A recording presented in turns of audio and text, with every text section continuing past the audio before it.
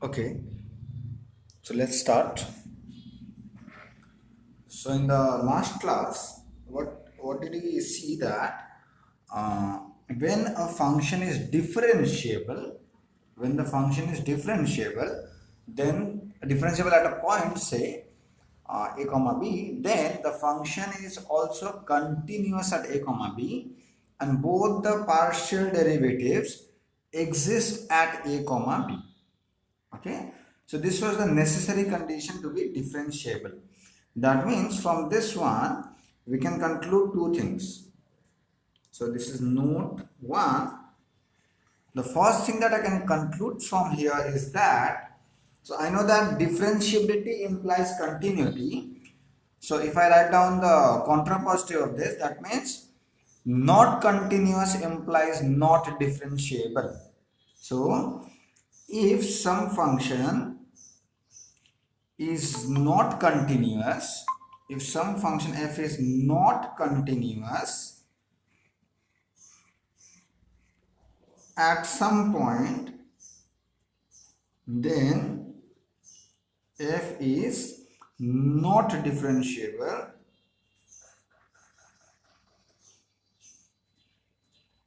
at ab. Right? So we have this logic. You also know this from real analysis of single variable. You know this, that if you have some function which is not continuous at that point, then it is not a differentiable at that point. That is very obvious, because differentiability implies continuity. If I write down the contrapositive statement, not continuous implies not differentiable. I have another note. Good morning. I have another note. What is another note? So we also know that if the function is differentiable, then both the partial derivative exists. So what is again the contrapositive?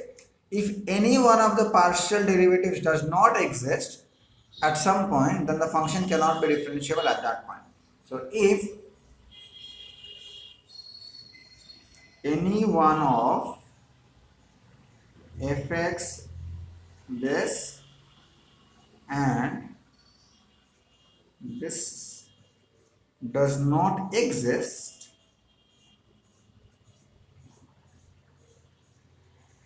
then f is not differentiable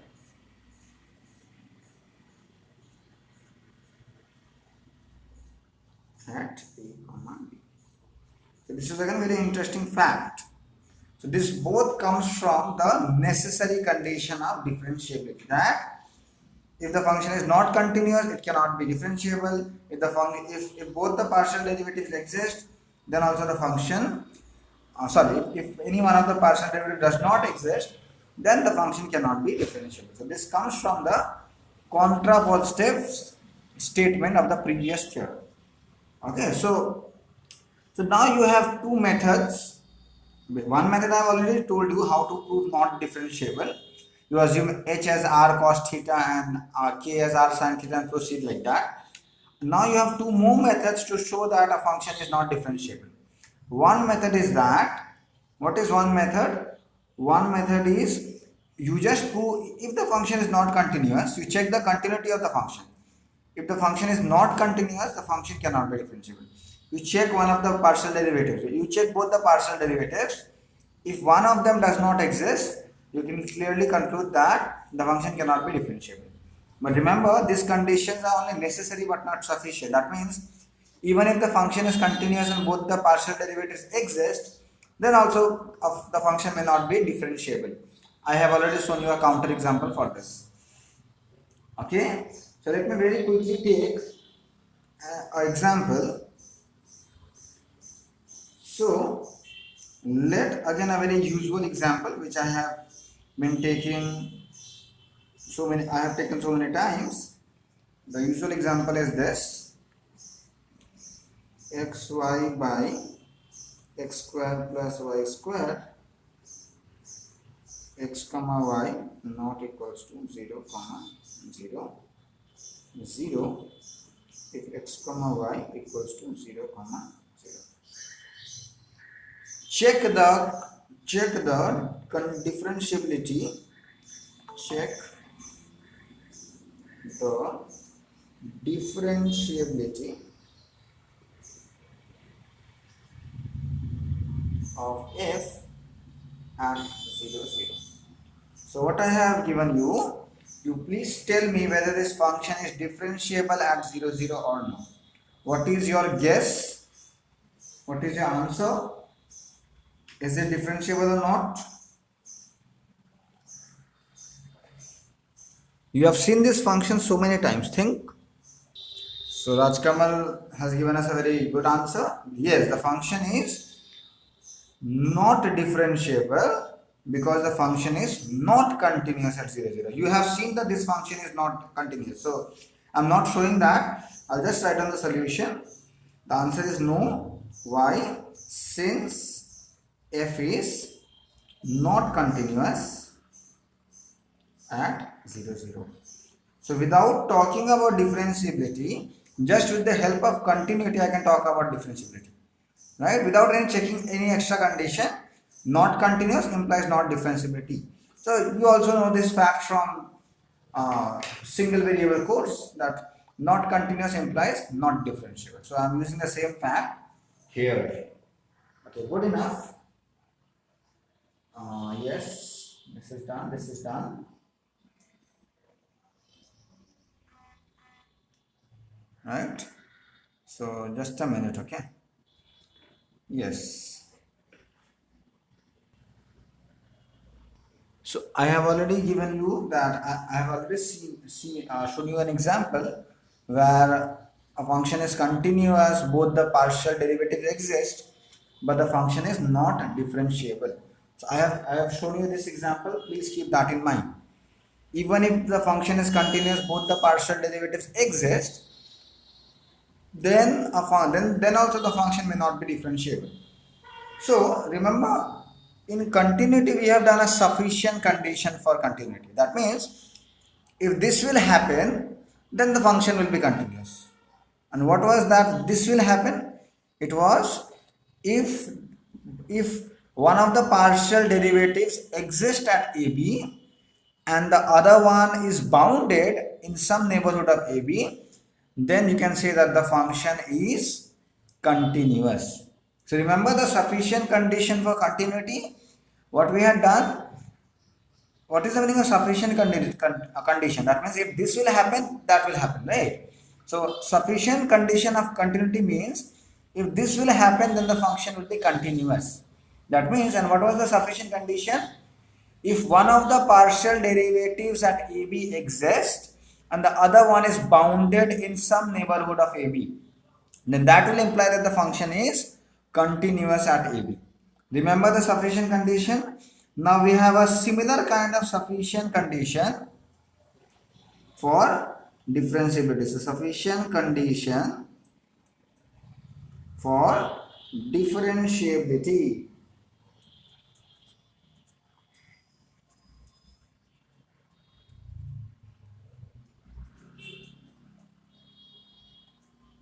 So what is the sufficient condition for differentiability? That means if this will happen, then the function will be differentiable.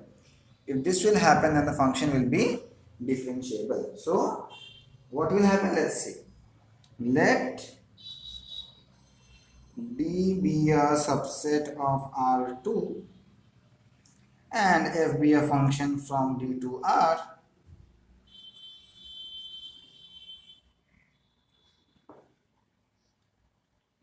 Be a function of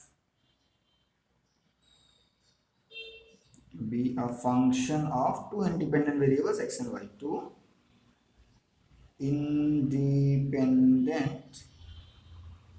variables x and y. Full stop. And definitely you choose an interior point of D. Suppose in simple as I'm writing a comma b belongs to D. And that is an interior point, by the way. Now, if these two conditions happens, then the function will be differentiable. What are the two conditions? If number one, Fy is continuous at a comma b, and number 2, fx at a comma b exists. I'll write one more thing. The roles of fx and fy may be interchanged. That means wherever I have written fx, you can write fy, and wherever I have written fy, you can write fx. The roles of fx and fy may be interchanged. That means I can also write here fx is continuous at ab and fy at a comma b exists. If this two happens, that means one of the partial derivative is continuous at a comma b and the another one exists at a comma b, then f is differentiable at a comma b. So you see, checking the differentiability of the function of a function directly from the definition is not that easy. I have to prove that the increment can be written in the form ah plus bk plus h eta 1 plus k eta 2, where eta 1 and eta 2 are functions of hk and they tend to 0 as h comma k tends to 0 0. So checking the differentiability of the function using the definition is not that easy. So now this will help us to determine whether a function is differentiable at some point or not. Okay. So obviously this is not necessary, this is sufficient. That means if this will happen, you can simply say that f will be differentiable at a comma b. So suppose you want to prove that some function is differentiable at that point. So what you will do, you find both the partial derivatives. So one of them must exist and another one should be continuous at that point. Then you can clearly conclude that the function is differentiable at a comma b. So I will skip the proof of this one because the course that we are doing requires a lot of application to the sums. So I have shown you the sufficient condition, proof of the sufficient condition of continuity. I am not showing the proof of this one. Proof is not that difficult. It's again very simple using the mean value theorem. If you look at the proof, you can clearly understand. Okay. So please go through the proof once. It's very simple. Just use the conditions, use the definitions, and use the mean value theorem. Remember the mean value theorem. You can easily do it. Okay. So let's see an application of this theorem. So what is the question? So this is the question. The question is like this. Let where is the question? Hold on, okay, just a minute. So here is the question, that you have to prove that this function is a differentiable function at 0, 0. So we will use the sufficient condition. As you can see, we will use the sufficient condition of differentiability. That means, but I'll prove that one of the partial derivatives exists at 0, 0 and the another one is continuous at 0, 0. So before that, let's calculate the partial derivatives. So if I use the definition of partial derivatives, so let's use the definition of partial derivatives, you know. So limit h tends to 0, f of a plus h, a is 0, b is 0, keep that in mind. So a plus h comma b minus f of ab by h, right? What is this limit? So limit h tends to 0. What is f of h comma 0? So h is non-zero, so we'll use this definition. But when I am putting y to be 0, this is becoming 0 and whole thing is becoming 0. So this is also 0, f of 0, 0 is 0 by h. So this is 0 by h is 0 and the limit will be 0 anyways. So this is 0 by h and h is a non-zero number, so it is 0. So limit will be 0. and this is the value of the partial derivative at the point, partial derivatives with respect to x at the point 0, 0. And similarly, you will find that the partial derivative with respect to y at 0, 0 is again 0. So definitely both the partial derivatives exist at 0, 0. So one condition has been achieved. What was the condition? That one of them must exist. So both exist at some point 0, 0, right? Now I will prove that one of them is continuous at 0, 0. So I'll tell you how to do that. So both of them exist at 0, 0. I will prove that one of them is also continuous at 0, 0. So for which I have to find the partial derivative at every point, right? So I have only calculated at 0, 0. I will now have to calculate it at every point. So for x comma y not equal to 0, 0, what is the function? The function given to us is this: xy by x square minus y square by x square plus y square. We have to differentiate this. Suppose I am finding the partial derivative with respect to x. So we will differentiate this partially with respect to x. So remember, y is a constant. So keeping this outside, I will have to do partial derivative with respect to x. There is a symbol, you know. So x times x square minus y square. I'm going to give a bracket like this by x square plus y square. So this del by del x stands for partial derivative with respect to x. That means I will differentiate but keeping y constant. So let's differentiate this y. You will use the quotient rule, you know. So this is what? X square plus y square whole square. So this, keeping this outside, you have to differentiate this. Differentiate the numerator. Now you multiply this. This is what? X cube. So what is the differentiation of x cube? It is 3x square. Good enough. Minus x into y square. You have to differentiate this. Y square is a constant, comes out. Y square is a constant, comes out, and differentiation of x is 1. Plus in between here, right? You will keep this outside. That means x cube minus xy square outside. There is a shortage of space. I will give an arrow here and a light here. Differentiate this, treating y as constant. The differentiation of this is 2x and differentiation of y square is 0. I hope you have no problem while understanding the derivative. This y is for whole of numerator, okay? I'll give a bracket here. So if you multiply and check, you should get something like this. Please check. X to the power 4 y plus 4 x square y cube minus y to the power 5. Please check this whether you are getting this or no. You should get something like this.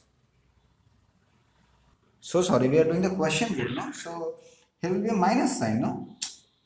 Even you all did not tell me. Yeah, there will be a minus sign. We are doing the question rule.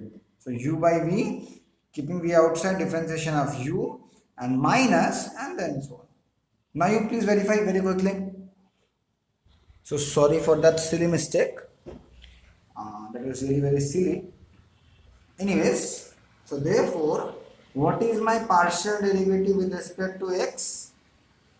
It is this quantity, x to the power 4y plus 4 x square y cube minus y to the power 5 by x square plus y square whole square, when x comma y not equals to 0, 0, and the partial derivative at 0, 0 was 0 as already checked. If x comma y equals to 0, 0. So this is my partial derivative at any point x comma y. At 0, 0 it is 0.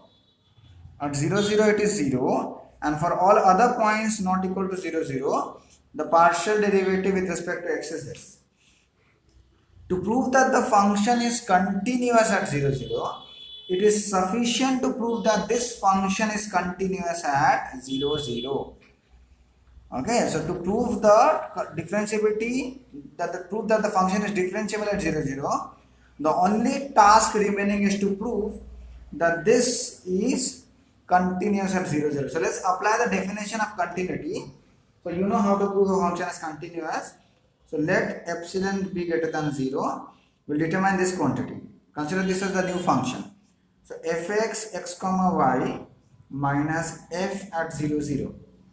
Fx at 0, 0, right? This is the definition of continuity. We will see that this should be less than epsilon for some x comma y satisfying something, right? So this is this one.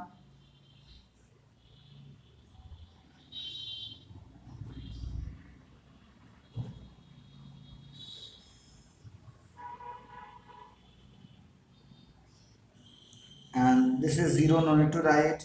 Apply the triangle inequality. This is lesser or equals to modulus of x whole to the power 4 modulus of y plus 4 modulus of x square modulus of y cube minus mod, not minus, plus only, plus y whole to the power 5, and this is already a positive number, so no need to write the mod. We will get this.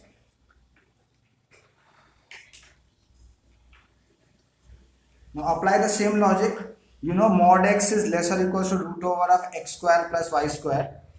So put everywhere, and mod y is also less than equals to root over of x square plus y square. So put everywhere mod x is less or equals to root over of x square plus y square, mod y is less or equals to root over of x square plus y square. Put here, put here, put here, put here, put here. You should notice one thing, all the powers of x square plus y square in the numerator will be 5 by 2.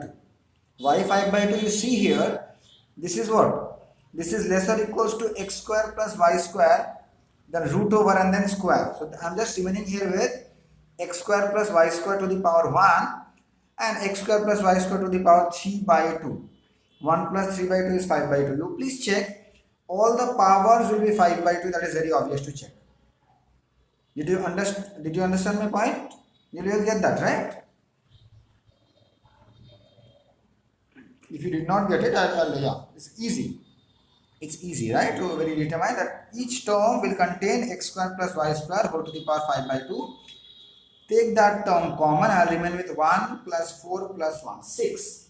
I'll remain with 6. I'll simply write that without any more justification.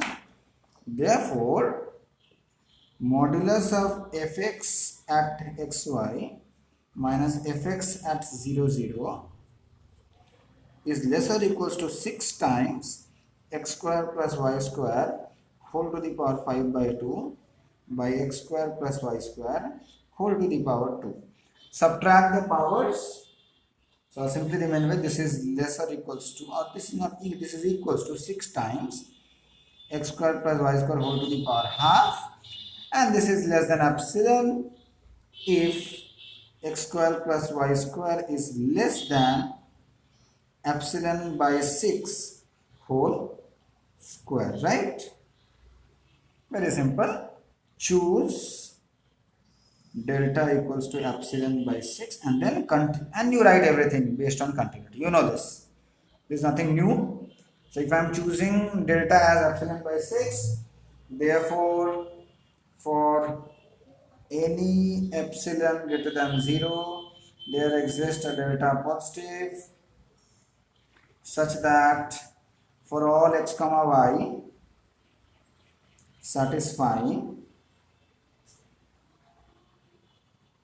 x square plus y square less than delta square implies that fx at xy minus fx at 0, 0 is less than the epsilon. Therefore, fx is continuous at 0, 0. Am I clear?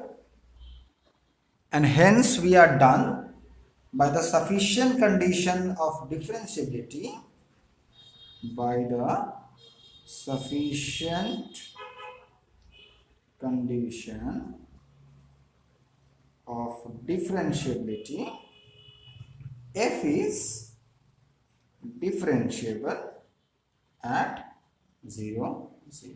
So this is how the sufficient condition of differentiability is important. Okay, let me give you another exercise to do. So another question is this. The function is this. Another very important question from exam's point of view. This one. Fx equals to mod root over of mod xy. Why this mod is essential? Because if the inside part is negative, then the root will be a complex number, which is no more a real number. So we are only doing with real numbers, not complex numbers. So this prove that f is not differentiable at 0, 0. Now understand my point, okay? Whenever you see a question where you have to prove that the function is not differentiable, you always start with continuity. You always start with continuity. So if this function is not continuous at 0, 0, you can conclude that the function is not differentiable. So you always start with continuity. Suppose if it is continuous, then you go for next step. You find the partial derivatives at 0, 0. If again the partial derivatives exist at 0, 0, if they do not exist, if any one of them does not exist, then you can conclude that the function is not differentiable at 0, 0. Right? So if both of them exist, again suppose both of them exist, then use the actual definition of differentiability to prove that it is not differentiable. So always follow this rule. You always start by checking the continuity. If it is not continuous or not differentiable, we are done. But if it is continuous, go to the next step. You find out the partial derivatives at 0, 0. If both of them, if any one of them does not exist, then we can simply conclude that the function is not differentiable.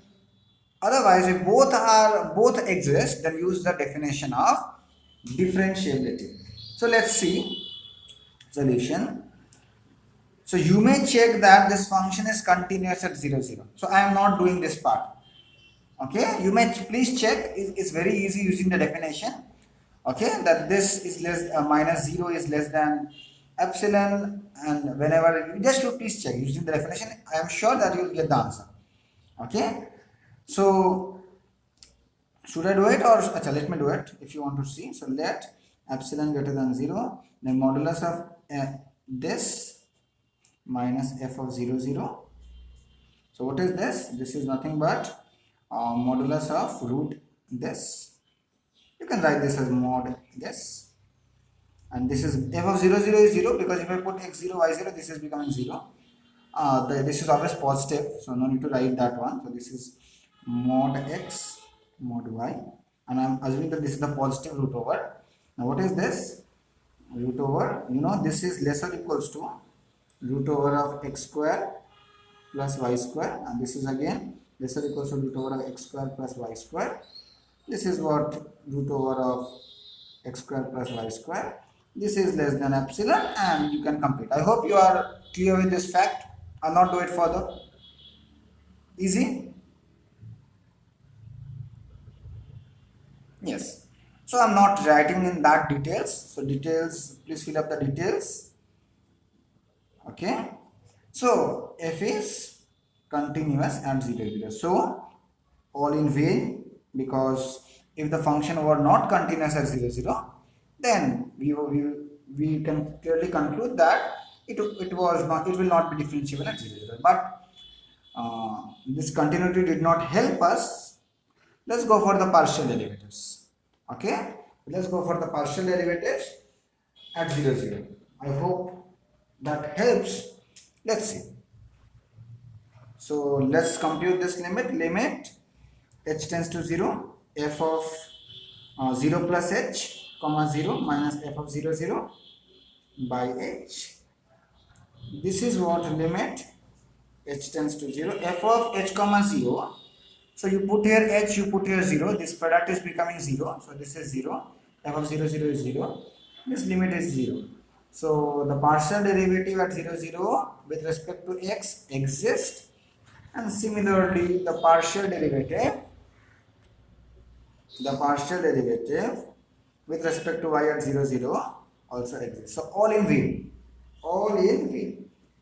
If one of them does not exist, then we can conclude that the function is not differentiable, but both exist. At 0, 0.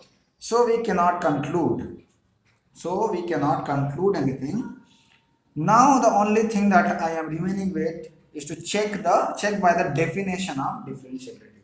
So what I'll do, so if I'll assume that suppose the function is differentiable. If f is differentiable at 0, 0, then you know by the definition what will happen?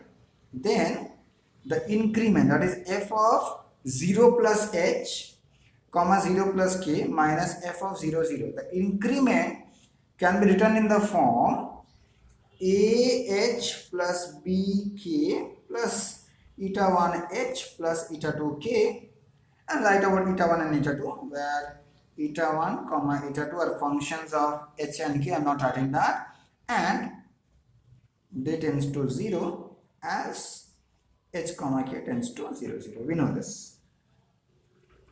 Now we also know what is a and what is b. Remember, I had told you what is a and b. What is a? And this a will be exactly equal to the partial derivative at with respect to x at 0, 0. So the value of a will be 0, and the value of b will be the partial derivative with respect to y at 0, 0. Remember, I had proved this, that if both the partial derivatives exist, then this is nothing but this and this is nothing but this. Remember or no?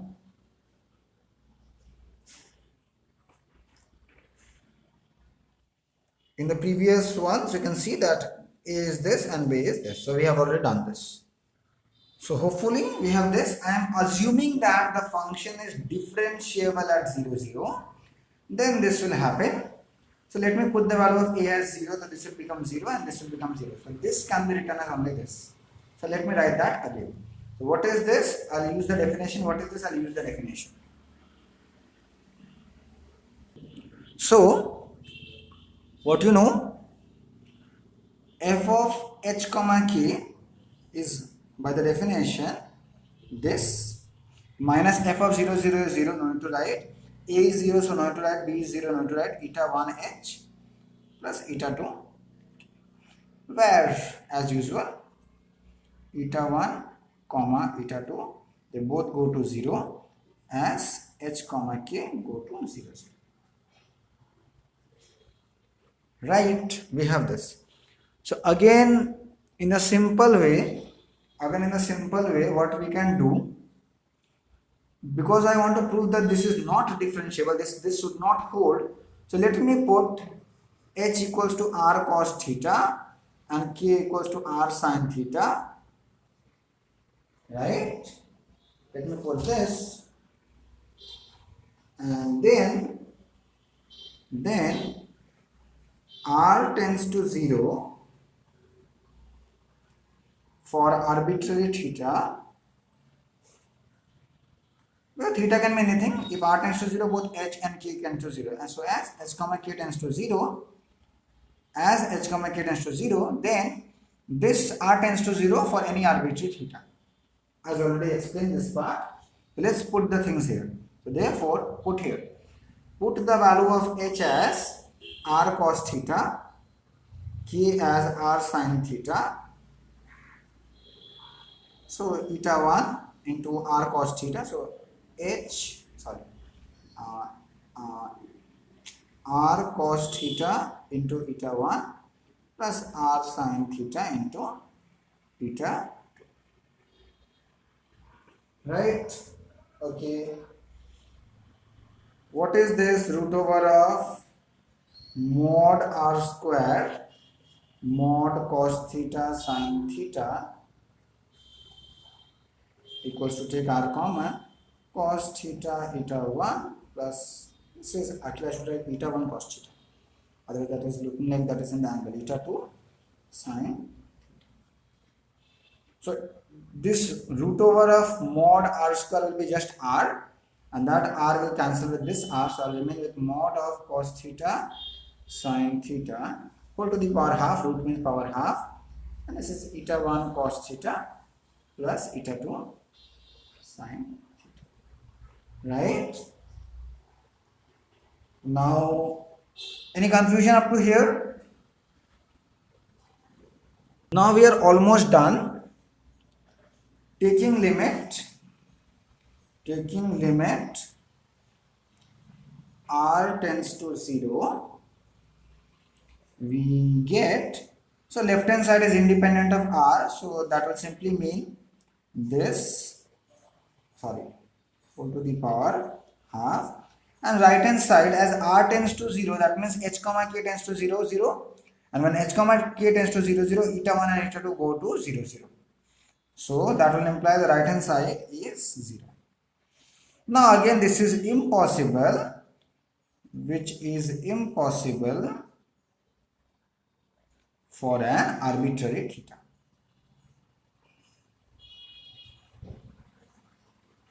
Okay, because if I put theta equals to suppose pi by 4, then this is not 0, because cos pi by 4 is 1 by root 2, 1 by root 2.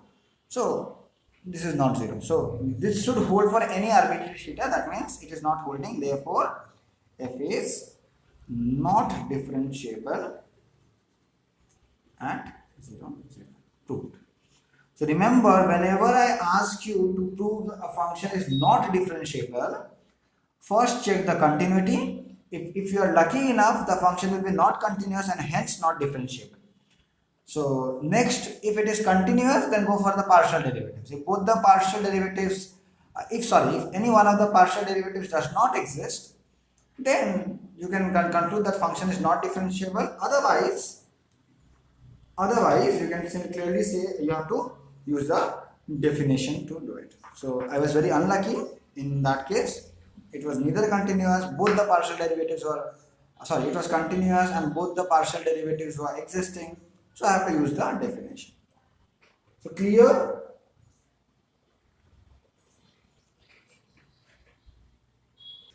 So I will just conclude the chapter by two important facts. One about the total derivative.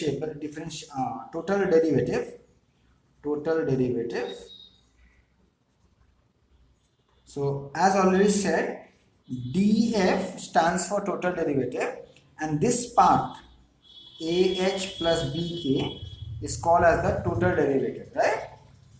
So this already explained. That part in the increment equals to ah plus bk plus eta 1h plus eta 2k. So ah plus bk, the linear part in h and k, is called as the total derivative. So this is known as the total derivative. Now this a and b can be determined. What is this a and b? Let's see. In any terms x and y, you already know this. So you know that a can be written as del f del x, right? Oh, sorry. I don't want to. Yeah, you know this. A can be written like this, but I will see what h can be written as, and b can be written as del f del y. You already know this. If the function is differentiable, I'm assuming that the function is differentiable, then this happens. So if f is differentiable, then I talk about the total derivative. If it is differentiable, then only I can talk about the total derivative. So I know this. The value of a is the partial derivative with respect to x, and the b means partial derivative of f with respect to y. I know this. Now let's see what is the value of h. So if f x comma y is x, suppose I am taking, I should not use the term f, I should use, okay, let me use it. So in particular, suppose this is x, in particular suppose f is this, then what happens? What is fx? the partial derivative with respect to x is 1 and the partial derivative with respect to y is 0, right? So what is the increment of this function? So df can be written as 1 into, just use this, df can be written as this into h plus this into k. My point is, this is the total derivative. This is the total derivative. Now suppose I'm choosing f to be x. This is, I'm taking this function. For this function, what is del f del x? It is 1. Differentiate partially with respect to x. And what is del f del y? It is 0, because this is the constant when I'm differentiating with respect to y. This is 1, this is 0, right? So, or this f can be replaced by x because the function is same as x. So dx can be written as h. Am I clear? Did you get my point? Or no? In simple words, this is h, this is 0, and this f is same as writing x. So the function is just x. So dx is h. Similarly, if I choose fx comma y as y and do the similar things, I will get dy equals to k. So you see, I have got the value of h in terms of one independent variable and the value of k in terms of another independent variable. This has nothing to do with this f now, you see. So what can the total derivative be written as? So therefore, df for any function which is differentiable can be written in the form del f del x into dx. So be very careful. This is del, this is d, because h is dx, plus del f del y dy. So this is the total derivative of a function which is differentiable. This we will require a bit later while doing some more problems based on a composite function. Am I clear?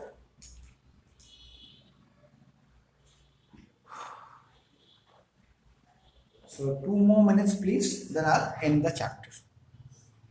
So one last thing, what is the geometric interpretation of derivative in case of R2? So in case of R, what was the geometric interpretation? So if this function is differentiable at this point, if this function is differentiable at that point, and suppose the value of the derivative at this point is capital S, or suppose it is small m. So this is the value of the function, the derivative, value of the derivative at the point A. Then with this number, you can find a line which is known as a tangent line here. So this tangent line approximates the function in a neighborhood of A. So in this neighborhood of A, very small neighborhood, you can think this function as a line, right? So this was the geometric interpretation. This was the geometric interpretation of a function when it is differentiable at some point A. Again I'll repeat. So when some function is differentiable at some point A, with this help of this derivative, the some number, you can find a tangent line. You can find a tangent line that will approximate the function in a closed neighborhood or a very small neighborhood of it. Now, suppose a function is, I have to draw in R, so my drawing is not that good. So this is the 3D plane. Suppose I have some surface like this. So this is a surface, okay, not just a curve now. So just like a bowl, I have some function which is like a bowl, as you can see here, right? So if this function is differentiable at suppose this point, then remember you are getting two numbers A and B, right? So with the help of these numbers, you can find a tangent plane at this point. A tangent plane, I don't know how to draw a tangent plane. So remember, this z equals to ax plus by. This represents a plane. Keep that in mind. This represents a plane. So you can find a tangent plane like this. Actually, I should have drawn like this. Yeah. So you can find a tangent plane at this point like this, as you can see here, that will approximate the function in the close neighborhood of this point. This point, at suppose 0, 9. Did you get my point or no? So that's all for today from my side. Thank you. If you want to ask anything, please ask.